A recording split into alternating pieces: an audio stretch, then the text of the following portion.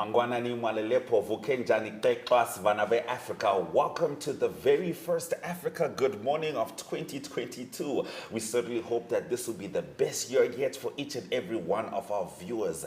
Good to have you back, colleague. Good to have you too. Compliments for the new year and happy Monday, everyone. Getting right into it, today is Cut Your Energy Cost Day. Now, this day is your opportunity to take a look at your life and your home and find ways of reducing how much energy you are using. Not just focusing on the winter months, this is your chance to address the year ahead and find out how to make your energy bills more affordable all year long. Isn't that amazing? It's important too. All right, let's take a look at Cut Your Energy Cost Day.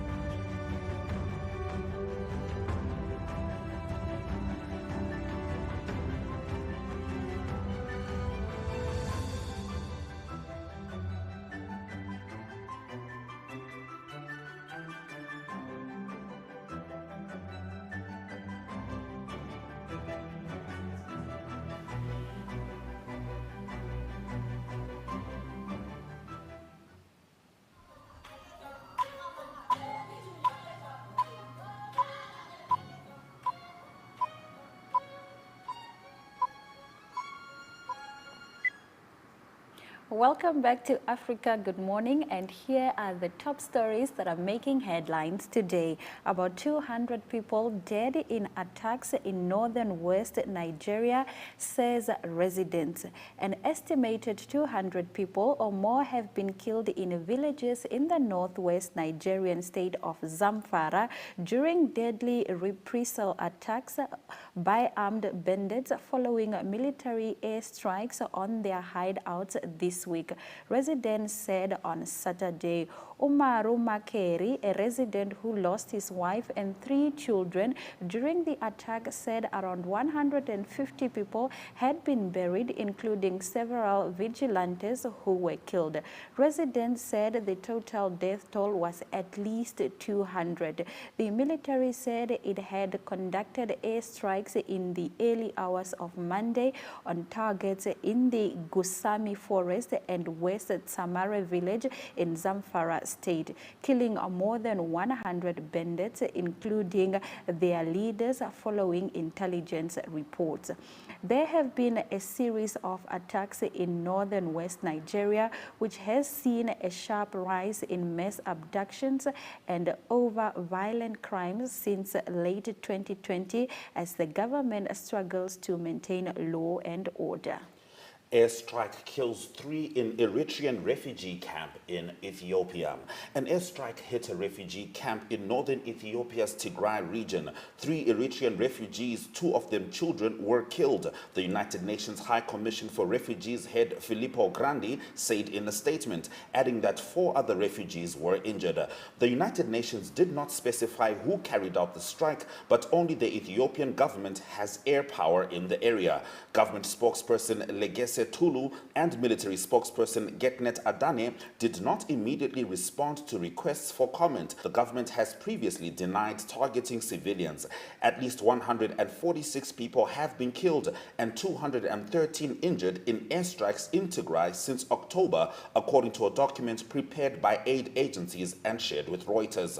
The 14-month-old war in northern Ethiopia between the federal government and the Tigray People's Liberation Front, who used to dominate Ethiopia Ethiopian politics has killed thousands of civilians and displaced millions. A Reuters investigation in November revealed that Eritrean refugees had endured targeted killings, gang rapes, and looting by both the TPLF and Eritrean forces who entered the conflict on the side of the Ethiopian federal government.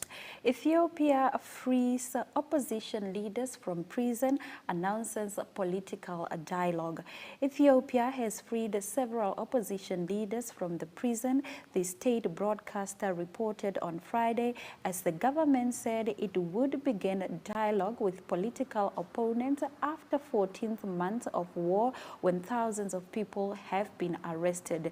The move to free leaders from several ethnic groups is the most significant breakthrough since the war broke out in the northern Tigray region, threatening the unity of Africa's second most populous state. Some leaders of the Tigray People's Liberation Front, the party fighting Prime Minister Abiy Ahmed's central government, are amongst those that were freed. The key to lasting peace is dialogue. A statement from the government communications office said one of the moral obligations of victory is mercy. All right, Africa's CDC says severe lockdowns no longer a tool to contain COVID-19.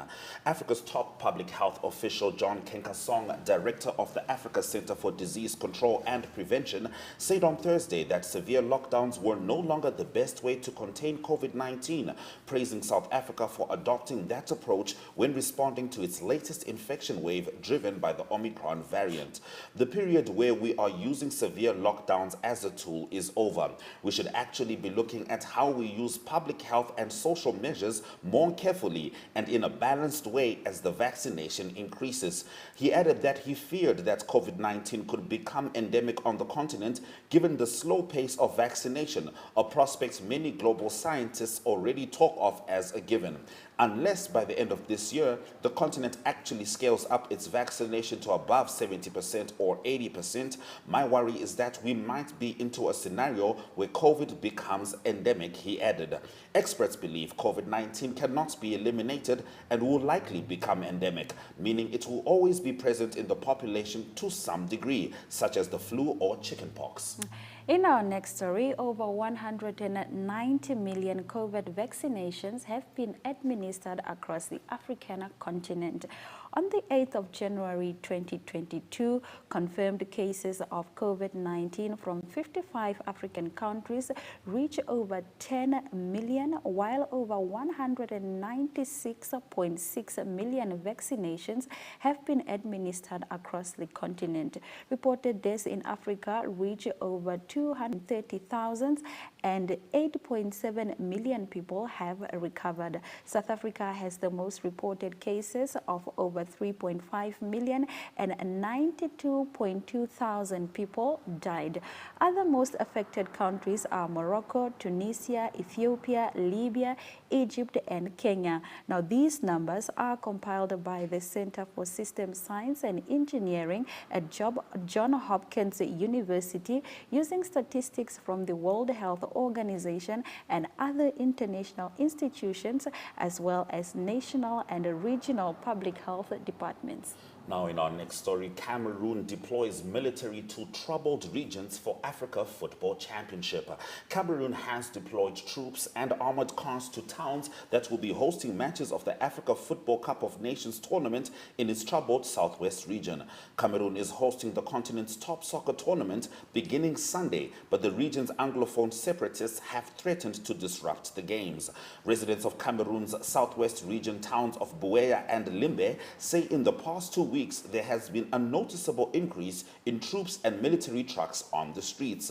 The troubled southwest region is one area of Cameroon that will be hosting Africa's top soccer. In pushing Mali's military government to allow election by February.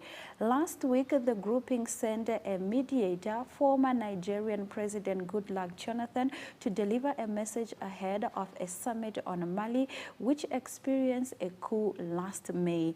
Coup leaders recently party announced a plan for a 5-year transition to democracy. Goodluck Jonathan was in Mali to meet with Mali's transitional leader, according to President Assimi Goïta, ahead of an ECOWAS summit on Mali, which will be held this Sunday in Ghana. The key thing is that we have been properly briefed, and we are conveying that to the authorities and the heads of state and governments of ECOWAS community, said Jonathan. That is what I can tell you now. ECOWAS has already imposed financial and travel sanctions on members of Mali's military government and threatens further penalties if February elections deadline is not met. Now in South Sudan, hundreds of thousands still living in precarious conditions months after floods. 8 months on since flooding began, people in Unity State, northern South Sudan, continue to suffer, stuck in poor living conditions and at risk of outbreaks of infectious and waterborne diseases. Spread across several makeshift campsites, they face food insecurity, a loss of income, malnutrition, and a lack of safe drinking water. An estimated 835,000 people have been affected. Initial FAO studies suggest that about 65,000 hectares of cultivated land have been damaged due to floods, while over 800,000 livestock died across 8 of South Sudan's 10 states. Having lost so much of their cattle, many displaced women are resorting to collecting firewood to make an income. Increases in food commodity prices are making it even more difficult for displaced people to get food. Until people can return home, they will be forced to continue living in such precarious conditions. This poses an added challenge for humanitarian actors, requiring them not to lose sight of responding to immediate needs while recognizing the protracted nature of this crisis and meeting corresponding standards beyond the initial emergency threshold. President reignites national cleanup campaign. President Emerson Mnangagwa yesterday led the 4th anniversary commemoration of the national cleanup campaign in Kwekwe, where he reiterated the need to keep a clean environment in line with the government's Vision 2030. He said it was everyone's duty to clean up their surrounding areas, including working places, educational facilities, recreational and residential premises, to effectively manage waste management. This is the first cleanup campaign in the year 2022. We commenced this program to keep our country clean 4 years ago. This clean environment we want to achieve is not just for urban areas. It must start at home. The home environment must be clean. When we were growing up, our mothers and our sisters would wake up and sweep the yard and clean the house, while the fathers and the boys would be looking after the livestock. So to our mothers, we say, let us be exemplary. He said, our vision of an upper middle economy must resonate well with the global agenda on promoting the green economy, he said. Now, in the last of our top stories, widespread use of DDT for malaria control worries environmentalists. The call for a total ban of DDT, a synthetic insecticide used in malaria endemic countries that causes harm to the environment and human body, has sparked a debate. Now, Professor Bontle Mbongwe, a Botswana academic and associate professor of environmental health and toxicology at the University of Botswana, has joined the debate. Because DDT does not degrade, it remains intact in the environment for many years. Therefore, human beings and the environment are exposed to its toxic effects, some of which may affect the development of children. Even more concerning, DDT is transported through the environment and across boundaries through the soil, water, and especially air, she says. Generally, the decision to use or ban DDT often depends on factors such as cost effectiveness of the alternatives, their hazardous properties, and their impact on human health and the environment. The good news is that the global use of DDT for disease vector control declined from 10 countries using it for indoor residual spraying in 2010 to 5 countries in 2019. In terms of technology and research, efforts to develop new tools for malaria vector control are encouraged through collaboration between researchers and operational program staff. All right, that brings us to the end of our top stories. Now, a lot of us have the privilege of being able to live in our home countries. Yeah. But what about those people who have no choice but to move in order to make a living? After the break, we'll be listening to the voices of migrants.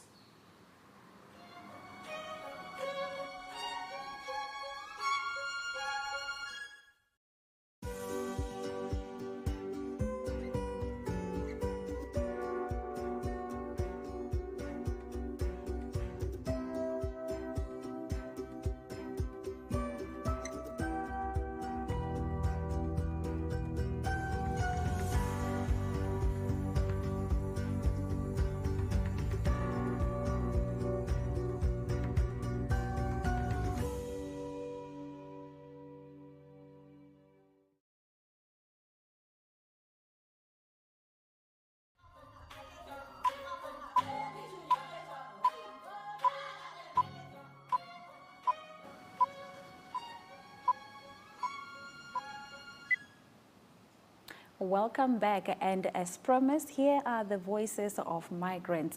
Mobility is the defining feature of humanity. From the steep plains of Central Asia to the Asian trading routes of the Sahel and the Andes highland, we are driven to expand and explore.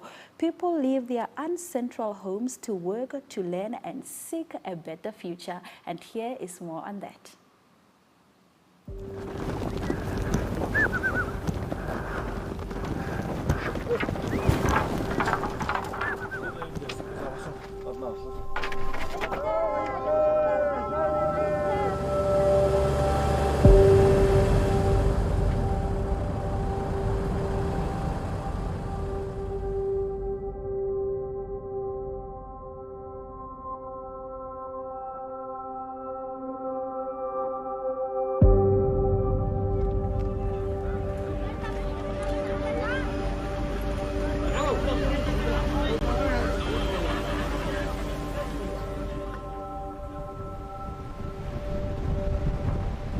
The water will rise and our land will be covered. For the possibility of having to move, it's our home and we don't want to move from here.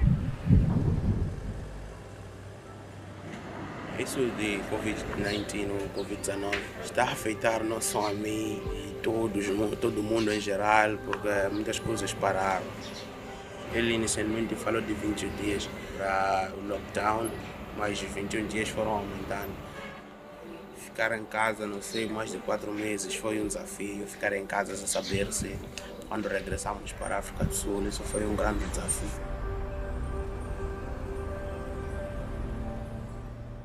About COVID-19 នឹងឃើញថា IOM បានរួមចំណែកជាមួយរាជរដ្ឋាភិបាលយ៉ាងច្រើនក្នុងការទប់ស្កាត់ពេលដែលពលករវិលត្រឡប់មកវិញធ្វើម៉េចកុំឲ្យមានជំងឺ COVID រាលដាល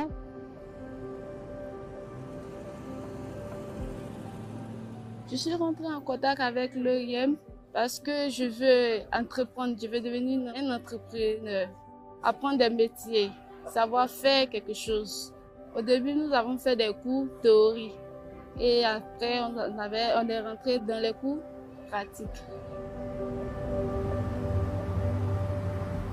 No solamente recibimos un beneficio económico, darnos mejor calidad de vida, es lo más gratificante que hemos recibido realmente. This community hall has been helping people to acquire skills so that they will be self-reliant. There's some that learn how to weave. Now I have a friend, he's sewing clothes for us. Indeed, this clothes too, he's the one that sewed and he learned the trade from here. As an immigrant, you want to live in a place that makes you comfortable and gives you the freedom to live.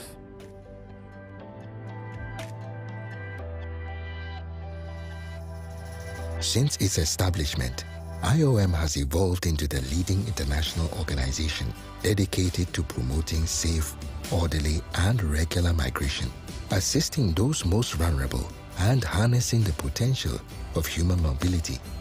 IOM's work covers fields such as return and reintegration, labor migration, climate change, migration health, border management, data and research, crisis response, and migration policy. The organization supports its member states to respond to the needs of migrants and improve migration governance amid conflict, political upheaval, natural disasters, and economic crises. In 2016, IOM joined the United Nations as a related agency, providing migrants with a much-needed voice on the global stage. IOM is there to guarantee the safety, well-being, and dignity of people on the move, advocating for their human rights to be respected at all times. As nations develop new strategies to manage migration, IOM's dedicated staff are providing pragmatic policy recommendations and operational support for emergency and non-emergency situations in more than 100 countries. As IOM marks 7 decades of service, a particular focus of its work is to mitigate the socio-economic impacts of COVID-19 and harness the energy and entrepreneurial spirit of migrants to reimagine human mobility. Looking into the future, IOM is committed to the 2030 Agenda for Sustainable Development and to achieving the objectives set by the Global Compact for Migration to reduce inequalities and ensure that no one is left behind. A lot of people in my school were Syrian and knew how to speak Arabic, so they came to me and were like, here, I'll show you around and everything. I had lots of friends, because when I first came to Canada, I'm like, I'm different. Now I fit in.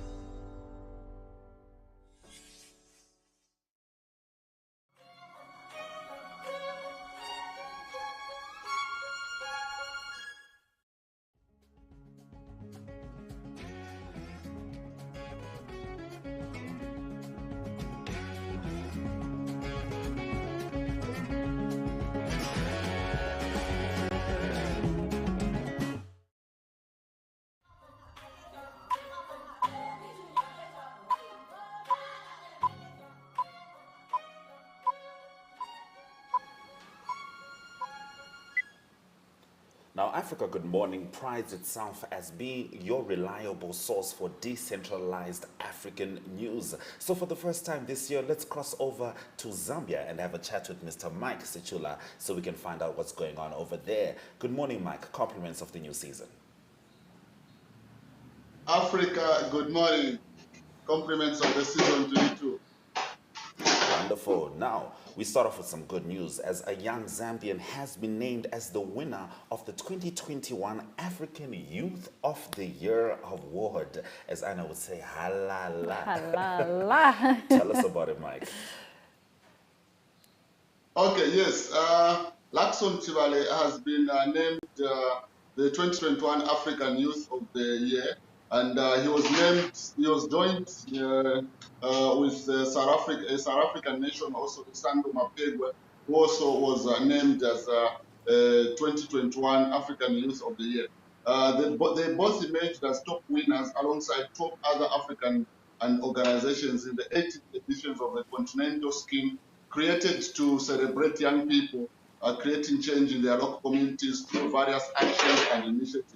The announcement was made during a virtual award ceremony attended by nominees of the 2021 awards and moderated by African Awards President Prince Akepe and community manager on 1st January 2021. So this is a very huge achievement for Lakson, and it also goes to show that young people in Africa are contributing to change in their local communities across the African continent. Mr. Lakson is actually a Secretary General of the African Law Students Association. So it speaks volume to him winning and also contributing through his advocacy in the African Law Students Association. So it's a big congratulations to him, and a lot of Zambians are actually excited about this achievement.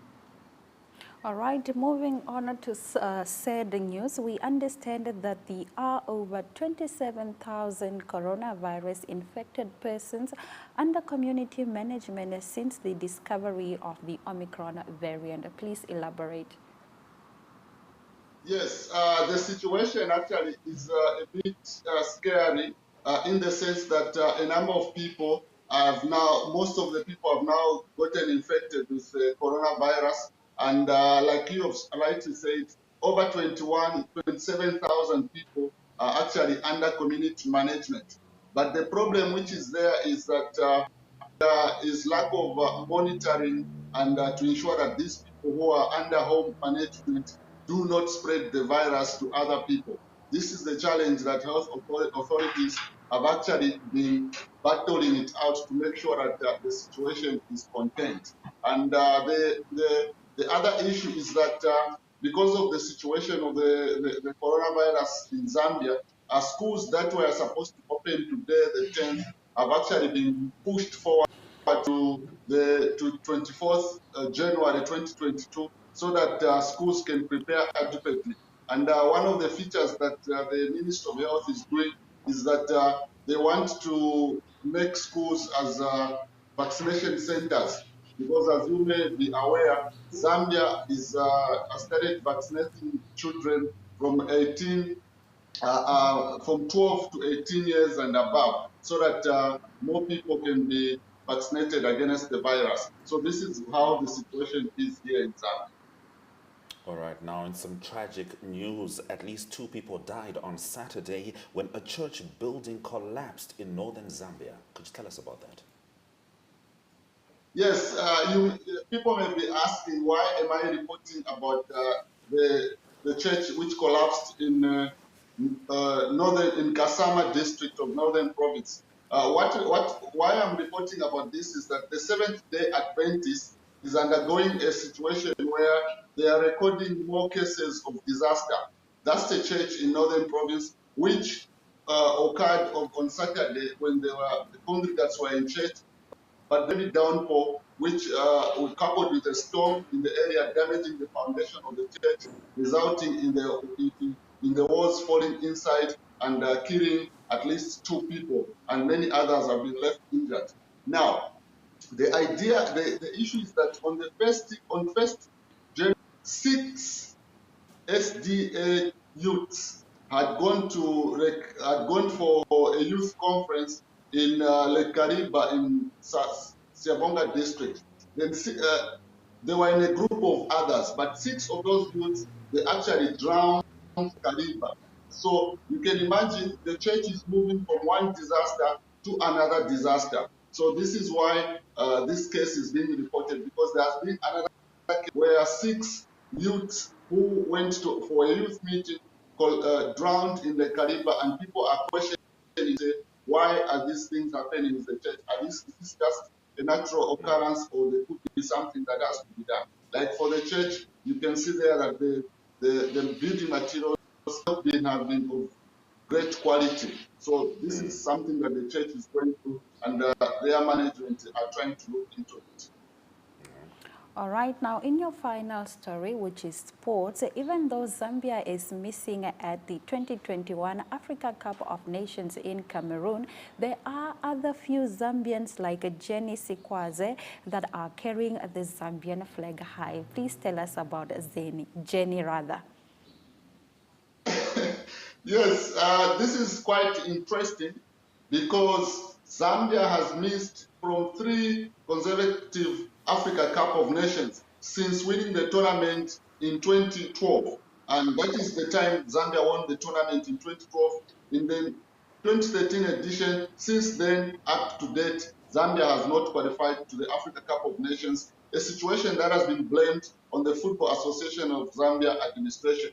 However, the good part about the 2021 Africa Cup of Nations is that Jan Skazo in the picture there is one of the top referees in Zambia. He's refereeing at the World Cup. He is also going to be at the Africa Cup of Nations. So Zambians will be watching the Africa Cup of Nations when Jan Skazo is at the center of the pitch refereeing the matches. Another feature is that Desmond Katongo is also a Zambian who is in Undercalf Media, is one of the Zambians who are there. Then there's also Dr. Joseph Kabumbo, who is also under CAF Medicals. He's also Zambians. Then we have also Good. Manga, who is active in football, who is one of the soccer analysts that has been engaged by SuperSport to analyze the games. So those are the Zambians who are there, and they're surely backing Zimbabwe, our neighbors here. Yes, I was just about to ask you to do that. You can't just watch the referees, watch your friends from across Victoria Falls. Thank you very much, Mike, for bringing us the news from Zambia. Africa, good morning. Bye-bye. All right, it was good chatting to you, Mike. After the break, we're going to take a trip to Botswana and have a chat with Maseho Mohwasa. Stick around.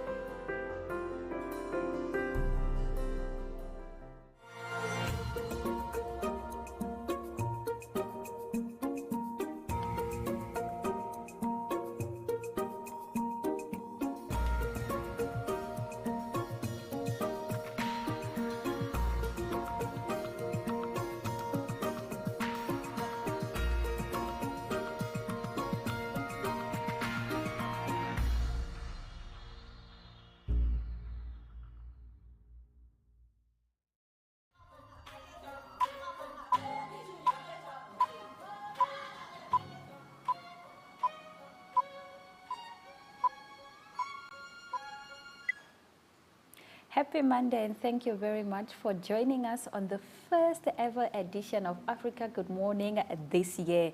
Now, we are going to take a trip to Botswana where Maseho Mohwasa has a comprehensive report on the happenings of Botswana. Good morning, Maseho. It's good to see your face again and welcome back.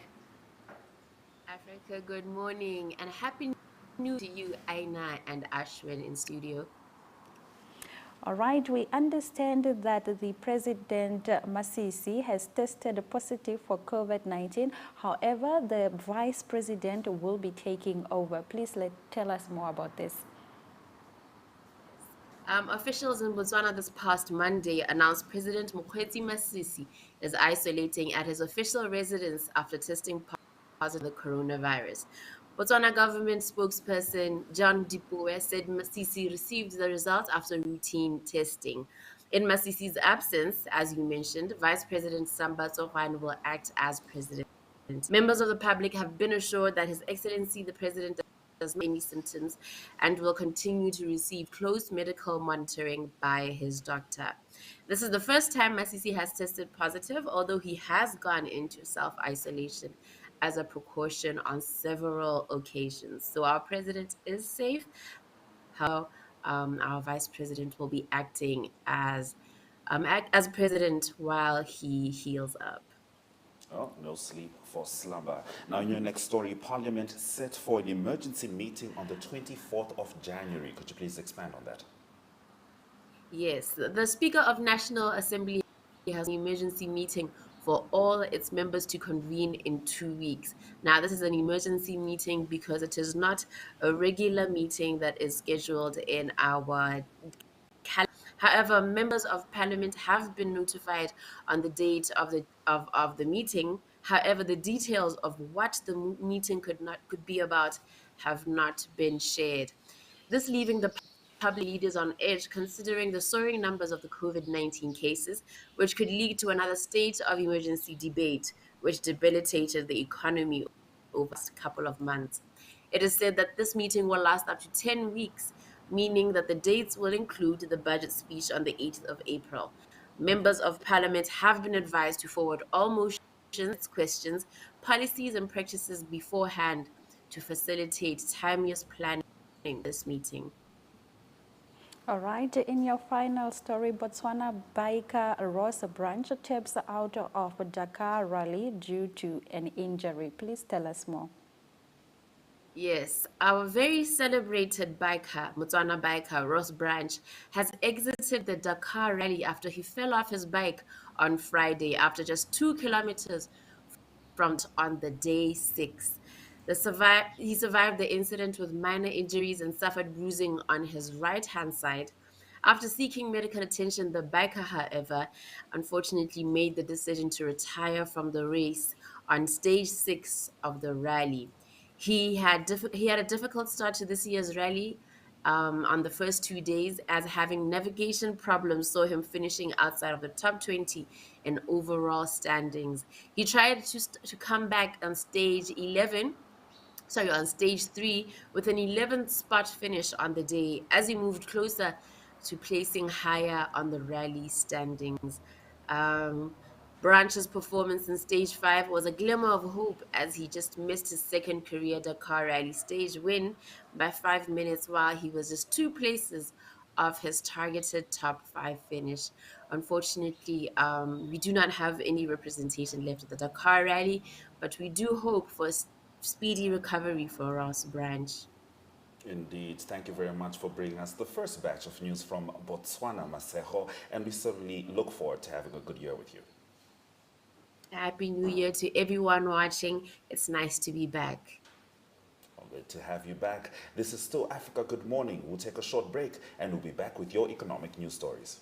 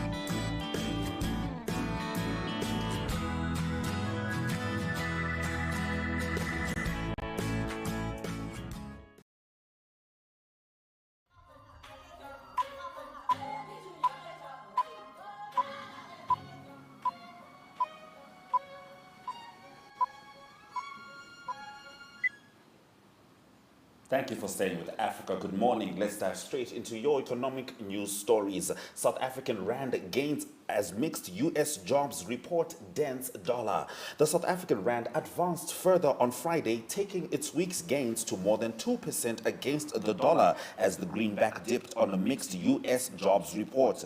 The Rand has also benefited this week from bets that the South African Reserve Bank will hike interest rates early this year.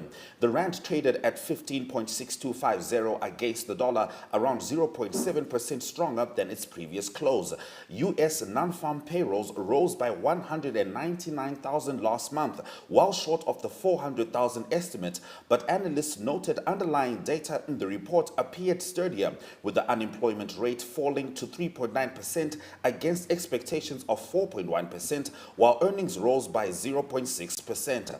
Johannesburg listed stocks lost ground marginally, but ended the first trading week of the year in positive territory. The Johannesburg Stock Exchange's all-share index lost 0.3% to the end day at 73,940 points, and the blue chip index of top 40 companies dropped 0.25% to close the week at 67,251 points. In our next story, fishermen denounce smuggling of carpenter. Fishermen who catch the small fish known as carpenter, the local name for the Lake Tanganyika sardine in Konhora Bassa Lake in the central Mozambican province of Tete, have denounced the smuggling of the catch to neighboring countries, according to a report in Wednesday's Maputo Daily. Besides the smuggling, there are reports of excessive use of harmful fishing gears, which threatens carpenter with extinctions. The high demand of the small fish has led to an increase of fishermen and buyers from countries such as Malawi, Zambia, Zimbabwe, and the Democratic Republic of Congo at the dam. Zumbu District Administrator Lucas Mudingwe said the smuggling of carpenter has a harmful impact of local economy, but the district has no capacity to hold the movement of smugglers, especially because they chose to move at night. The head of the Fisheries Department in Titi, Pedie Malizan, confirmed the smuggling and added that it includes dried trapelia, locally known as chikowa, which is very much sought after by businessmen from the involved countries. All right, in our next story, Thai Pharma CEO paid to fair global COVID-19 vaccine access, investors say.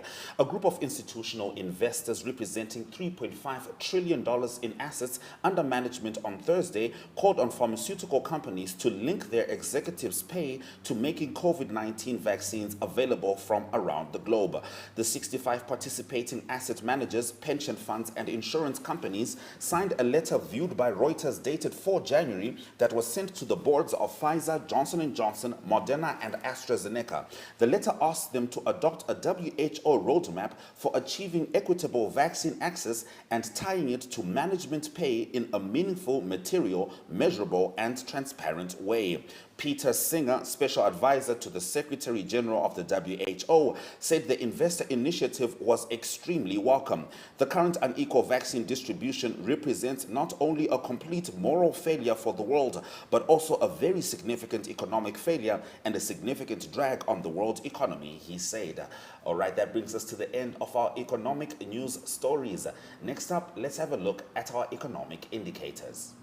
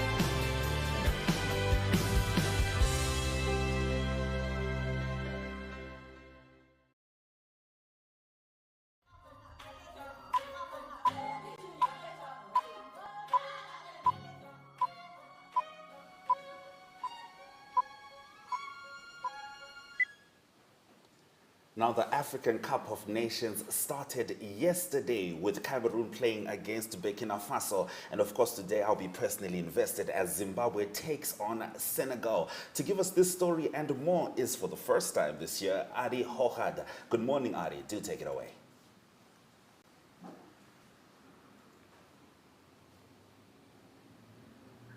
Good morning. Yes, very good morning, Ashwin. Yes, indeed. It's a big tournament, the African Cup of Nations. Yes, Ashwin, can you hear me? Yes, we can hear you. Do continue.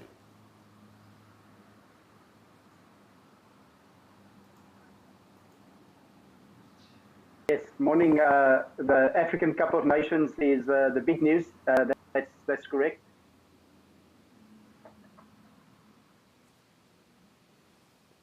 We seem to be having issues talking to Ari. I'm just going to highlight the stories he was going to talk about. So, of course, we spoke about the Africa Cup of Nations, which started yesterday with Cameroon taking on Burkina Faso. Yeah. Zimbabwe will play Senegal today.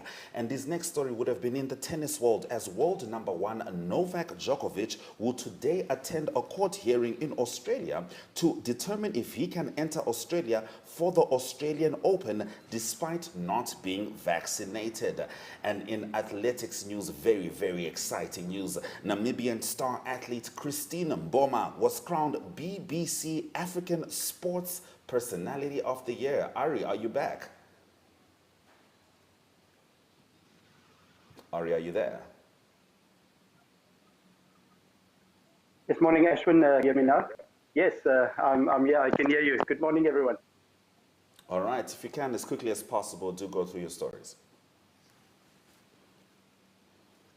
Yes, just quickly, I think you touched on that. It was Cameroon that beat Burkina Faso. That was in the first game yesterday of the African Cup of Nations, 2-1 the score. And also Ethiopia that lost against Cape Verde Islands that beat Ethiopia by 1-0. That was a bit of a surprise.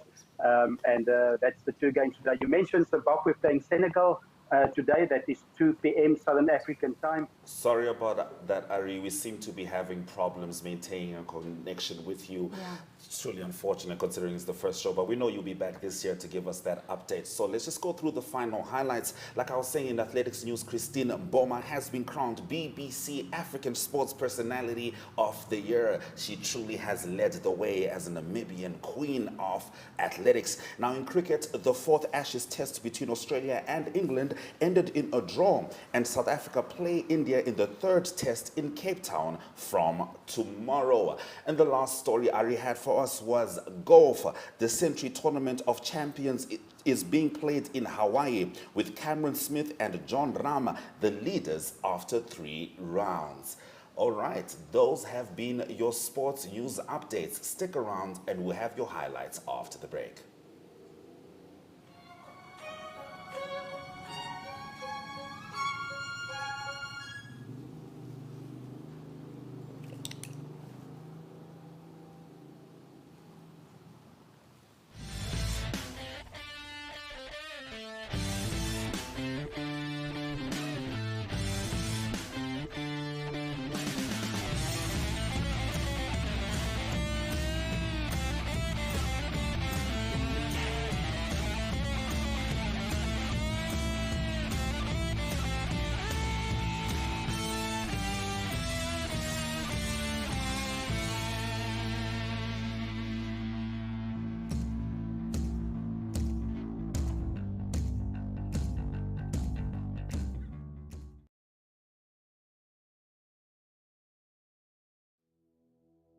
Have you received a loan from NASFAF?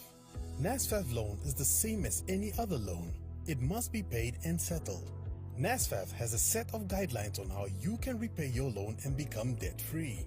Therefore, it is important that you, a former beneficiary and a responsible Namibian, show your patriotism by helping pay back your loan and thus helping NASFAF become a revolving fund for the benefit of future potential students. By failing to pay back your NASFAF loan, you risk being blacklisted or having a court order against you. So arrange with the fund to pay back your loan today. For more information on how you can repay your loan, visit our website at www.nasfaf.na or visit our Facebook page or Twitter. Do the right thing and #paybackthemoney.